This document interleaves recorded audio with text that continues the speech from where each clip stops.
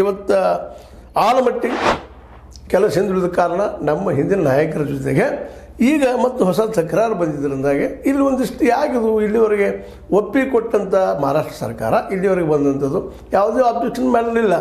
524.256 metre ಹೆಚ್ಚು ಮಾಡ್ತಾರೆ ಅಂದಾಗ ಅದು ಒಪ್ಕೊಂಡಂಥವ್ರು ಈಗ ಯಾಕೆ ಇದನ್ನು ಎತ್ತಿದ್ದಾರೆ ಅನ್ನೋದು ಮತ್ತೊಂದು ಪ್ರಶ್ನೆ ಬರ್ತಾ ಇದೆ.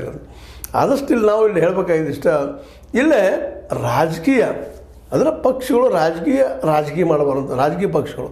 ಯಾಕಂದರೆ ಇಲ್ಲೇ ನಮ್ಮದು ಕಾಂಗ್ರೆಸ್ ಸರ್ಕಾರದ ಅಲ್ಲೇ ಈ ಒಂದು ಬಿ ಜೆ ಪಿ ಮತ್ತು ಜೊತೆಗೆ ಶಿವಸೇನೆ ಅವರು ಮಾಡ್ಕೊಂಡ ಸರ್ಕಾರದ.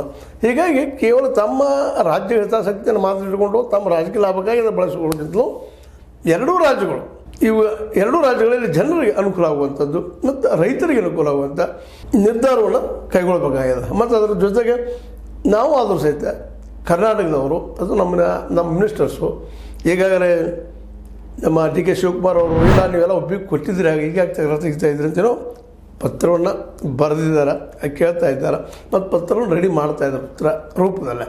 ಈಗೇನೋ ಪತ್ರ ಬರೆದು ಹೇಳಿದ್ದಾರೆ, ದಯವಿಟ್ಟು ಇದನ್ನು ವಿಚಾರ ಮಾಡಿ ನಮ್ಮ ಸಾಂಗ್ಲಿ ಮತ್ತು ಕೊಲ್ಹಾಪುರ ಜಲಾವೃತ ಆಗ್ತಾವೆ ಅಂತ ಮಾತು ನೀನು ಅಬ್ಜೆಕ್ಷನ್ ಮಾಡಿದ್ದಾರೆ, ಅದು ಉತ್ತರ ಕೊಡೋದು ಕೆಲಸವನ್ನು ನಮ್ಮ ಸಿದ್ದರಾಮಯ್ಯರು ಮಾಡ್ತಾರೆ ಅಂತೇಳಿ ಡಿ ಕೆ ಶಿವಕುಮಾರ್ ಅವರು ಹೇಳ್ತಾ ಇದ್ದಾರೆ.